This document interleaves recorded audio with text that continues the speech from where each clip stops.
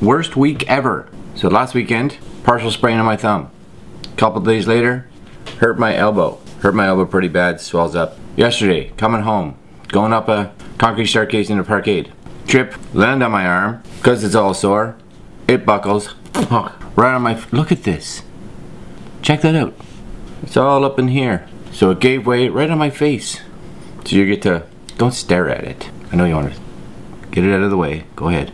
But we're going to talk about something different, so pay no attention. How do you export your files to YouTube to get the best quality out of them? YouTube's going to compress. What can you do to your footage to make sure that the files that they get are going to be the best for them so that it ends up looking the best for you and your viewers? I'm going to go through some of that right after this.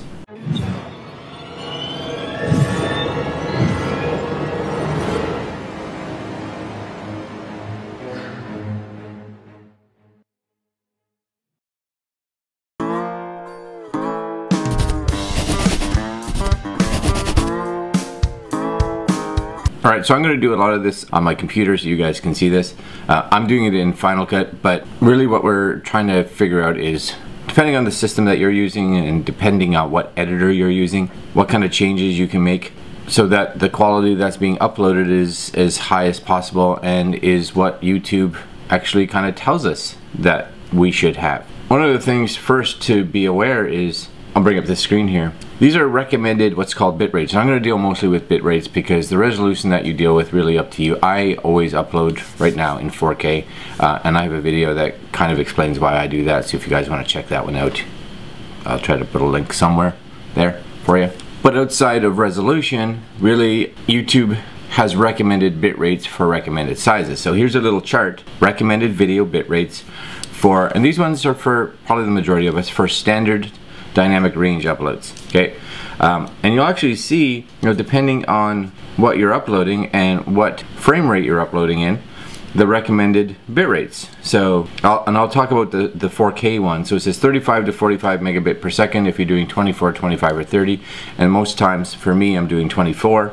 If I were to drop down to 1080, it says the recommended would be 8. Now, I find that really low, so I would probably boost that up anyway. You want to make sure that the file that you're sending them is encoding in that. I'm actually going to go and bring up Final Cut here. You can actually see when I have Final Cut, and I have one of my older clips in here, that when I go to share this file through just Final Cut, I'm going to do everything in Final Cut again. You guys can try to figure this out on your own editor, should have this. But when I go to share and I have YouTube here, really it doesn't give me anything. Here's my settings, but it just says what resolution and compression do you want, better or faster. That doesn't really tell me a whole lot. If I go into the share again and I say let's add a destination, there's some in here, and again I have compressor settings, but even if I choose YouTube on the side, it doesn't let me do anything. So inside Final Cut here, you'll actually see that there's a drop down menu that says send to compressor. This will open up compressor for me, get the project loaded. Make sure that you open up this sidebar here, which is up the top, and make sure that you open up this guy here, which is going to be some of your settings. By default, we have this published to YouTube, and it says up to 4K. So if you click on it, one of the things you'll notice is that when you go into video, if you kind of scroll down through here, and everything's grayed out, but you'll see this data rate, which is the bit rate, at 19,531. Now, if I were to bring up that file again, you'll notice that it says for 4K the video bit rate should be between 35 and 45. So I'm not even hitting half the bit rate that it says. I can't change this. This is grayed out. I'm gonna have to come in here and I'm gonna, on this preset, I'm gonna duplicate it. So when I duplicate it, I already have one made, but we'll do it in here. I'm gonna call this my YouTube 4K upload. Can't spell that, upload. And basically one of the only changes that I'm gonna do here, because everything else is good, is I'm gonna change this bit rate, right? So I'm going to change it to custom. I'm going to come in here and I'm going to change this to 45,000.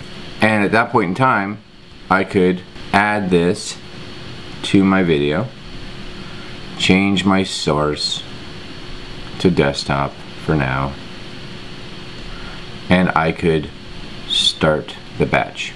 And what happens now is I get this thing processing. It is going to have that bit rate so that when I go out to upload this to YouTube, I hit that bit rate number that YouTube was asking for. Problem is I don't always want to go to Compressor. Now here's the best thing. I'm going to quit Compressor because I don't need this to happen. And I'm going to open up Final Cut again. And inside Final Cut, now when I go to this share up top, I'm going to come down here and I'm going to do an add destination.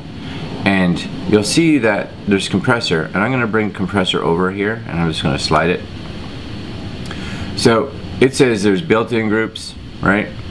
And you'll now see a My YouTube 4K upload. So I'm literally going to click that, hit OK, and it's there. So from inside Final Cut now, because I've set that all up inside Compressor, I can literally just click this, and you'll actually see that this has been set up. So your settings here, right? Upload 4K to webs, but look at the size. Look at the size of that. So if I were to hit next, because I'm not going to actually do this, you'll see now you get a destination. I can put this on my desktop, and out she goes, which is good. One of the biggest things you and I need to do is just make sure that we configure our software to be able to send at the maximum. The better quality, or the better the original source is going to be, that means that when YouTube gets it, or Vimeo gets it, or whoever you're using gets it, they have a bigger and better file to run their compression through, which always means that you'll end up getting a better output, which is always good. Hopefully you guys learned some stuff today.